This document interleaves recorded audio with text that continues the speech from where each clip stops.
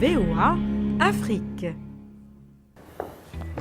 Hello, hello! Salut les amis, bienvenue, c'est vous et nous.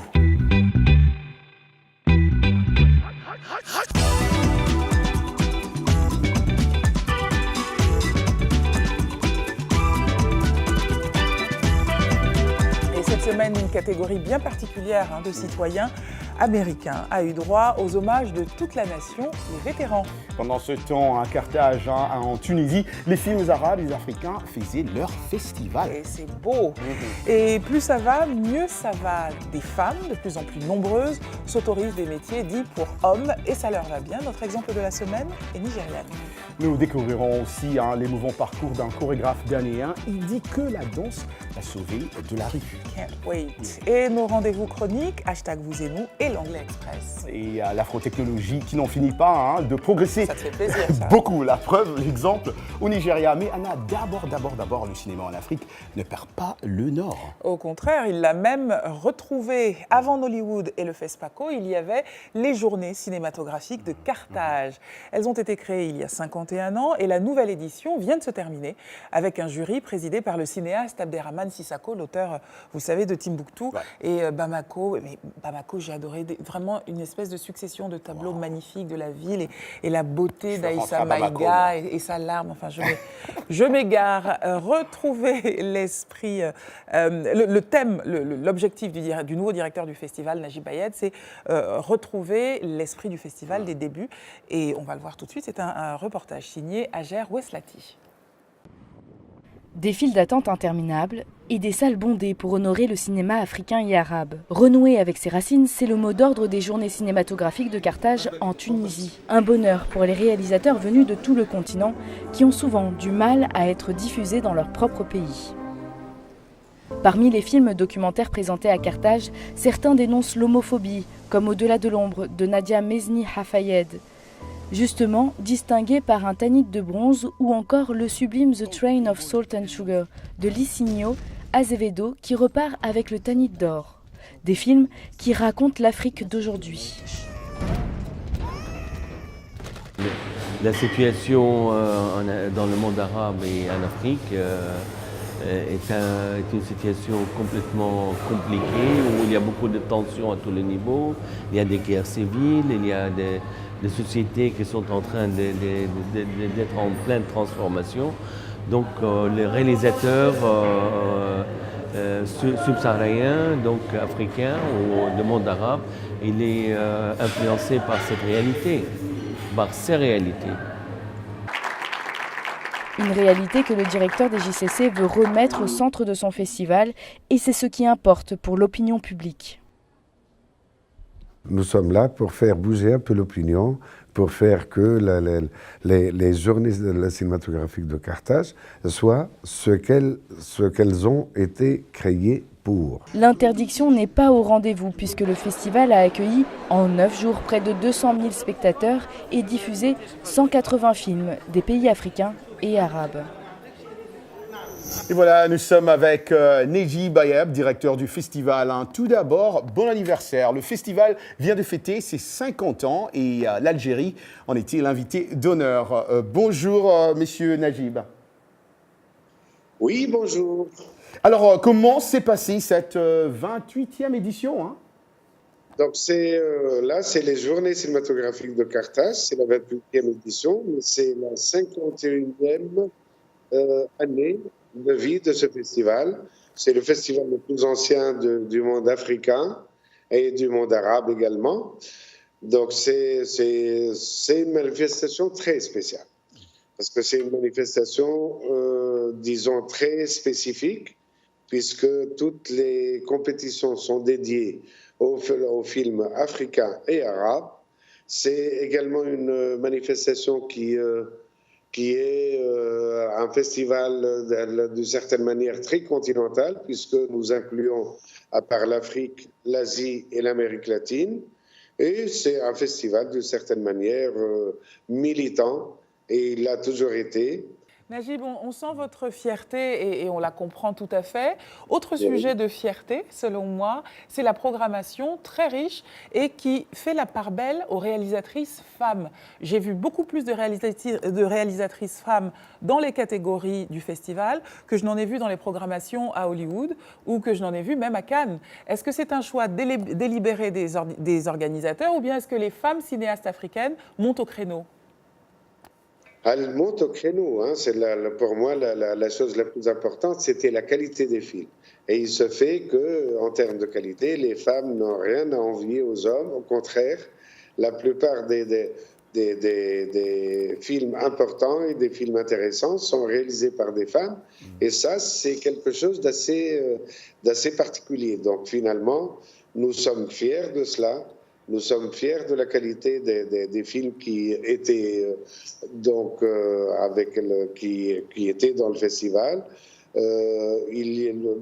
Sur la programmation du festival, donc pour les sections compétition, il y avait 15 femmes réalisatrices. C'est inouï. Et 6 qui ont reçu des prix, donc qui ont été distinguées dans ce festival. Et là, c'est effectivement quelque chose qui nous rend fiers, surtout que la Tunisie a toujours été un pays où les femmes sont importantes. Donc j'ai reçu les félicitations des femmes de Tunisie.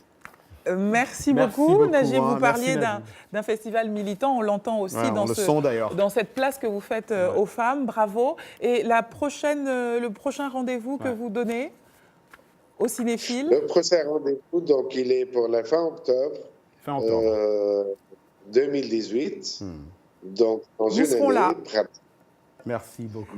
Soyez là parce que c'est vraiment l'événement, en tout cas en Tunisie, c'est l'événement le plus important. Bravo donc aux organisateurs.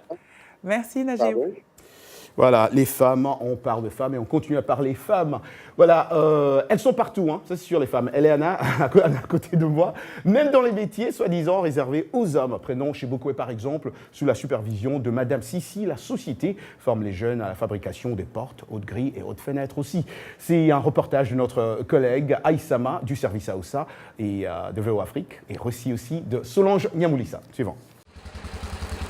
Au Nigeria, parmi les compagnies des ferrailleurs, on peut trouver des femmes qui travaillent aussi dur que les hommes.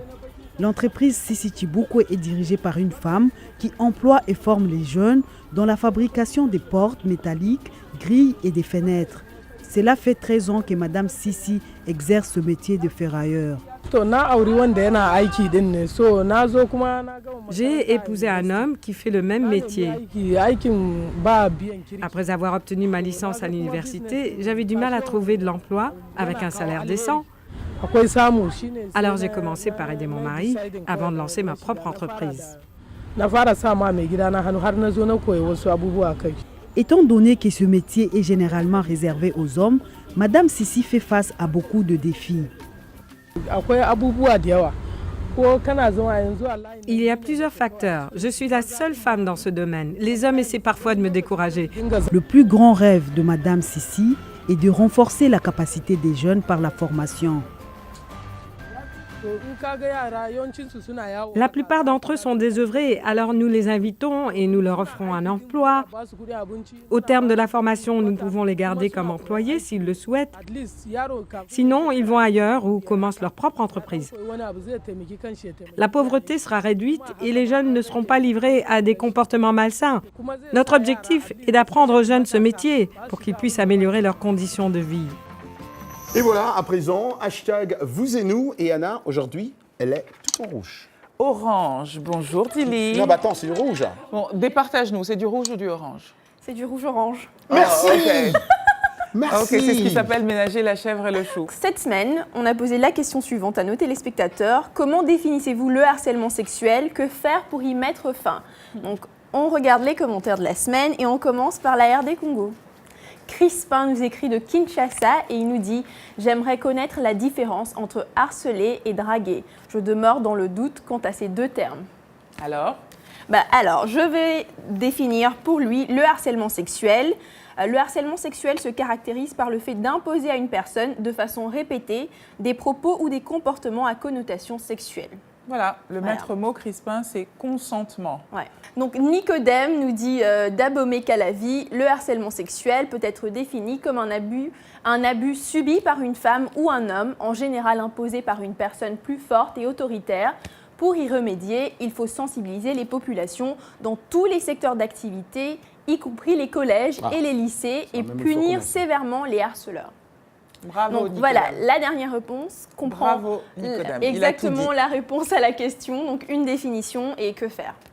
Formidable. Donc cette semaine, justement, pour rester dans la même thématique, j'aimerais vous parler du Gabon, parce que le Gabon, on en parle beaucoup ces derniers temps, à cause des moyennes sexuellement transmissibles.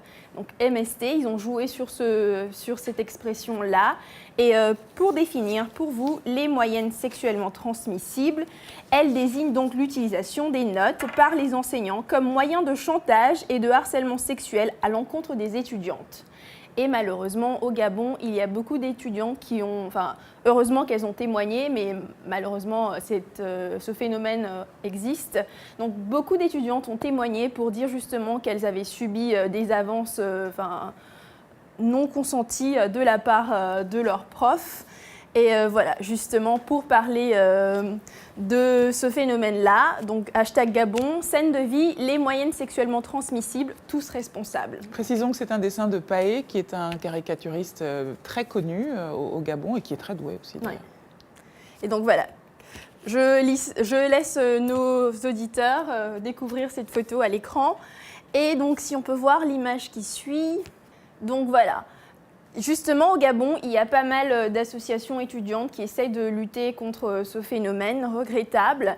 Et donc, justement, l'Université du Gabon qui essaye de mettre en avant ce phénomène parce que les universités n'ont pas pris de mesures, ni le gouvernement pour l'instant, faute de témoignages solides. Donc, et justement, les étudiantes ont peur des représailles et peur de voir leurs notes baisser. Du coup, elles n'osent plus dénoncer les profs. Ouais. C'est souvent ce qui explique le silence. Beaucoup disent, mais pourquoi avoir pris tant de temps à parler? Précisément pour ça.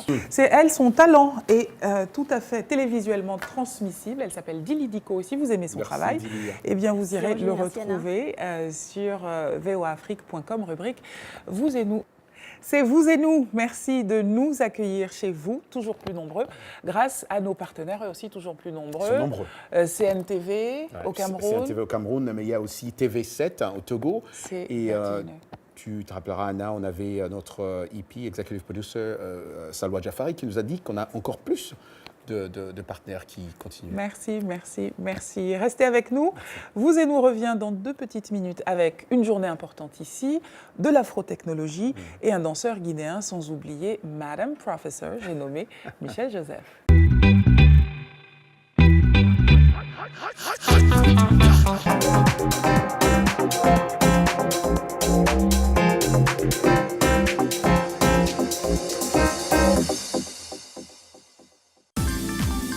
La VOA sur votre portable avec l'application Mobile Streamer.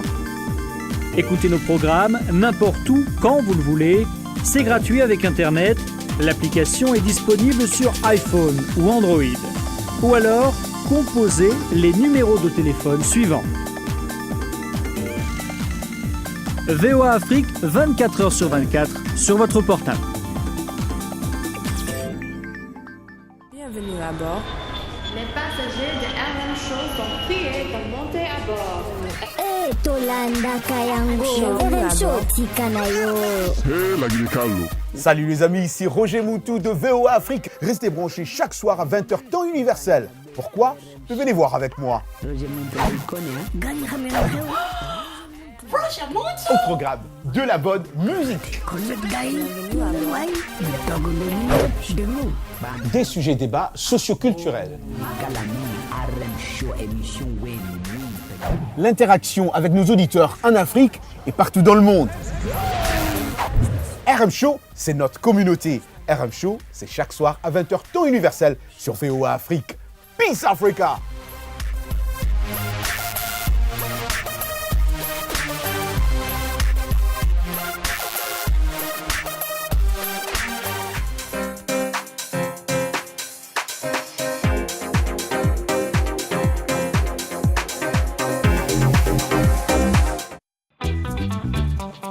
Vous et nous, part 2. C'est avec Michel Joseph. Elle est là aujourd'hui. Ça nous fait tellement plaisir d'avoir.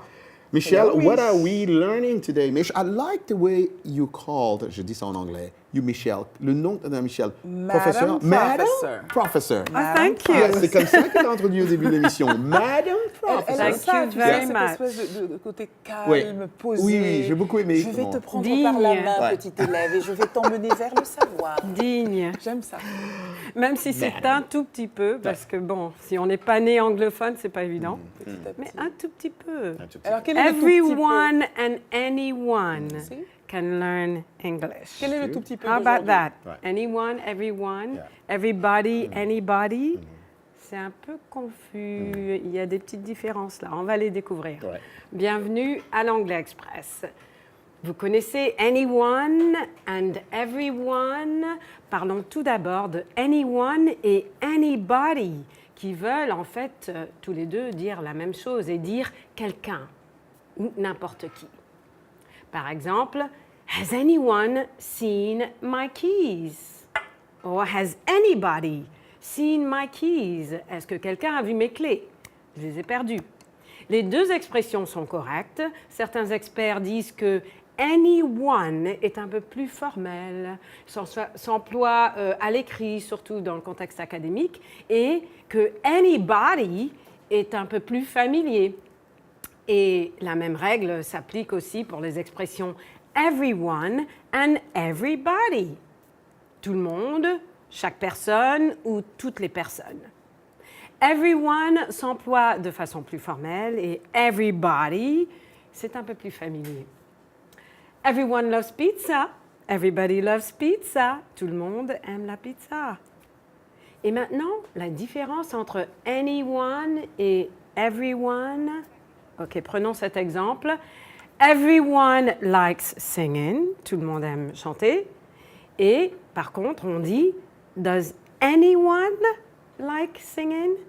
Donc, pour anyone ou anybody, ça fait référence à une personne parmi d'autres personnes ou plusieurs personnes parmi un groupe de personnes. Tandis que everybody, anybody, c'est tout le monde. Et voilà pour l'anglais. Et voilà pour l'Anglais Express. Moi, j'ai un exemple.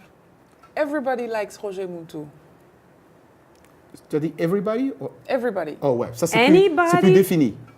Ouais. Everybody Mais likes anybody, c'est un peu plus, il y a un peu plus de discrimination là. C'est-à-dire que Moi, c'est une affirmation. I say Ah oui. everybody likes Roger Moutou. everybody likes Roger Moutou. Et moi, je vais faire un peu l'avocat du diable.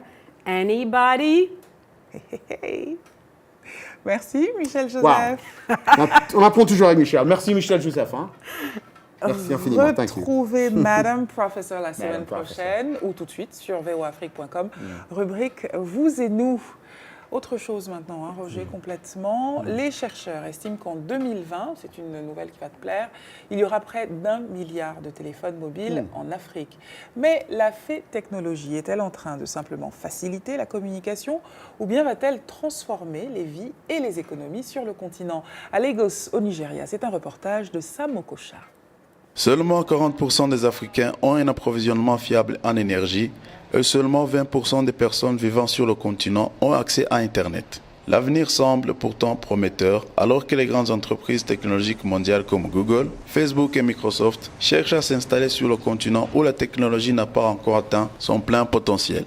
Pour être à la page, les startups africaines et les entreprises de télécommunications établies créent des systèmes capables de changer la façon dont les Africains vivent, travaillent et voyagent. Shola Akinlande, PDG de la société nigérienne chargée des technologies de paiement, partage son expérience. Avant Paystack, si vous vouliez voyager à Aba, vous deviez aller à la gare, payer en espèces, mais maintenant en utilisant les produits de technologie financière comme Paystack, les gens téléchargent leur application, réservent un billet, choisissent un siège, font leur paiement, gardent leur billet jusqu'au jour de leur voyage. Nous avons vu cela transformer de nombreuses entreprises. Celles qui faisaient peut-être auparavant 1 million de naira par jour en font aujourd'hui 3 fois plus. Et c'est juste en raison de la puissance de la technologie.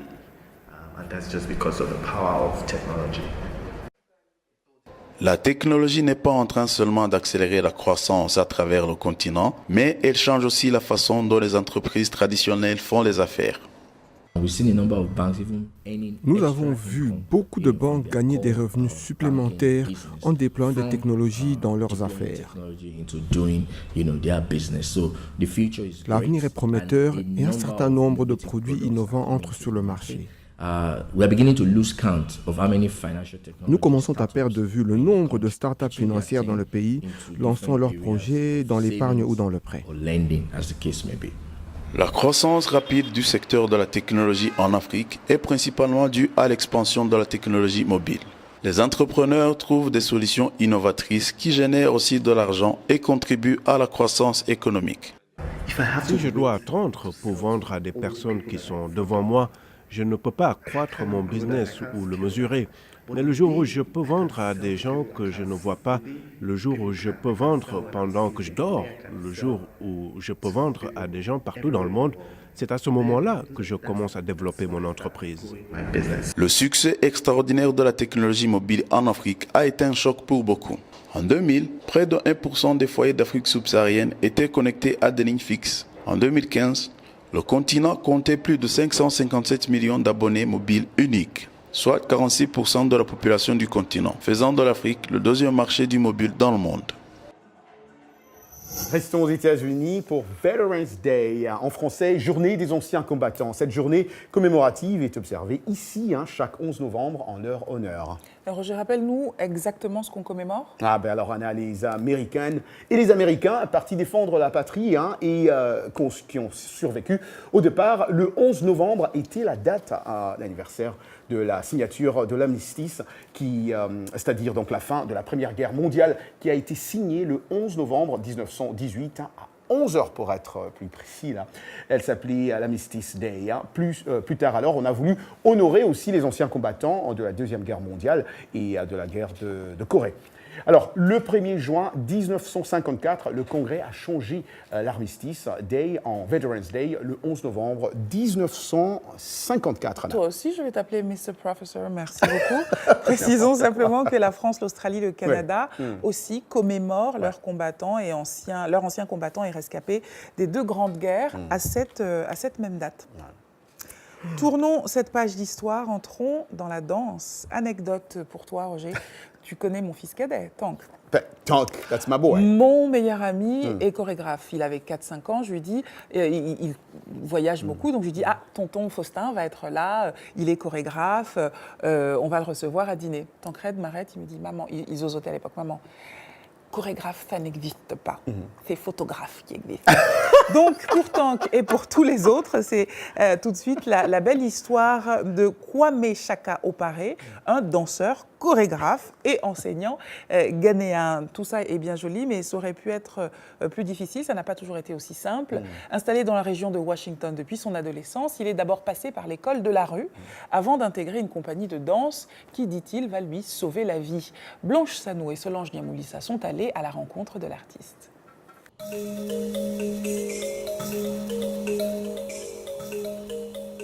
À 14 ans, Kwame Shaka Opa intègre la compagnie de danse Kankura et travaille sous la tutelle du professeur Hassan Conté. Avec lui, il développe surtout des techniques de danse ouest-africaine.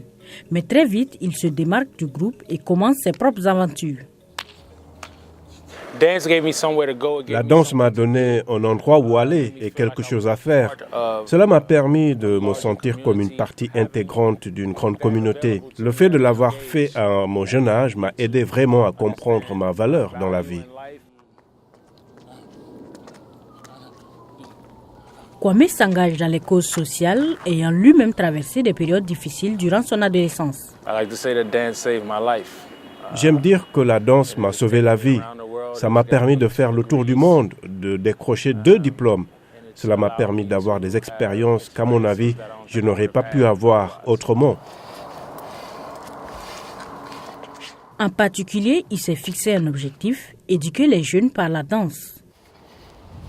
Plusieurs fois, quand je rentre dans une classe, les jeunes ne savent rien de la danse. Et en très peu de temps, ils voient comment ils peuvent passer de zéro à quelque chose d'intéressant.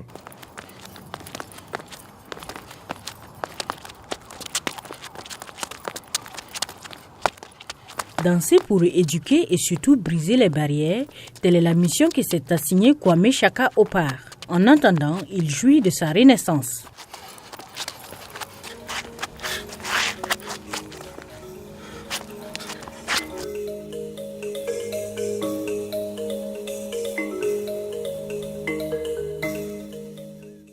Sienna, j'aimerais bien, il y a un moment dans ma vie, je pensais devenir aussi un chorégraphe. Hein. Ah bah vu comme tu danses, ça m'étonne pas. Ah ouais, je faisais du Smurf. Est-ce que tu veux faire ça, toi? Regarde. Ew, creepy. Tu non. peux pas faire ça, toi? Non, et je suis contente de ne pas pouvoir faire ça. Ben voilà. Non, mais ça ne m'étonnerait pas. Et qui sait, peut-être que tu deviendras chorégraphe du 3e âge. Quand tu auras 80 ans. Why not, exactement, c'est ça. Mais voilà, c'est déjà la fin de cette émission, Anna. Et on doit dire, comme d'habitude, on dit d'abord merci à tous Je croyais que tu allais me dire merci à moi. Merci à toi, Anna. Ah. Merci infiniment pour tout ce que tu fais, pour tout ce que tu es. Voilà, merci à tous nos téléspectateurs, mais aussi nos partenaires aussi, qui sont partout, qui continuent d'ailleurs aussi à... le qui nom que tu affluent, avais. qui Ouais, continuent. exactement. Ouais. Merci à vous et comme on dit, rendez-vous la semaine prochaine. Ciao, ciao.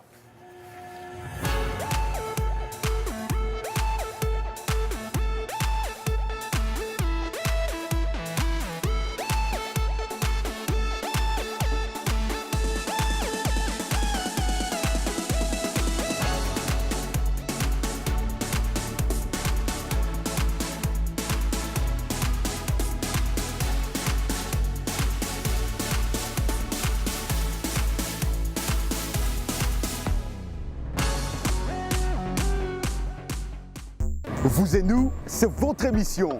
Une émission qui parle de vous, mais aussi de nous. Un nouveau regard sur l'Afrique et les États-Unis. Tout ce qui nous passionne et donc nous rapproche. Racontez-nous vos histoires. Et nous vous raconterons les nôtres. Vies africaines. Vie américaine. Vous et nous, c'est ce que nous avons en commun. Et aussi ce que nous apprenons les uns des autres. La vie. Vous et nous. Vous et nous. Ensemble. Salut les amis, Roger Montou ici de RM Show sur VOA Afrique. Vous me suivez chaque jour à 20h, temps universel sur VOA Afrique pour nos sujets socioculturels que nous vous proposons ou que vous nous proposez. Laissez vos messages vocaux à notre numéro WhatsApp au 001 703 350 37 31. C'est au 001 703 350 37 31. RM Show, c'est chaque jour à 20h, temps universel sur VOA Afrique. Peace Africa!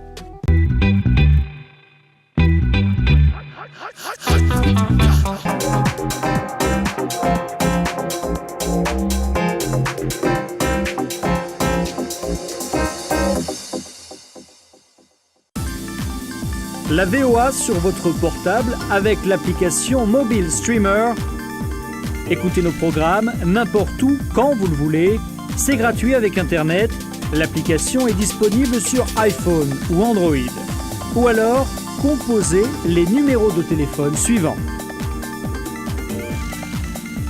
VOA Afrique, 24h sur 24 sur votre portable. Bienvenue à bord. Les passagers de RM Show sont priés de monter à bord. Hey, Tolanda Kayango. RM Show Tikanayo. Hey, la Guinée-Carlo. Salut les amis, ici Roger Moutou de VOA Afrique. Restez branchés chaque soir à 20h, temps universel. Pourquoi? Venez voir avec moi. Au programme de la bonne musique. Des sujets débats socioculturels. L'interaction avec nos auditeurs en Afrique et partout dans le monde. RM Show, c'est notre communauté. RM Show, c'est chaque soir à 20h, temps universel sur VOA Afrique. Peace Africa!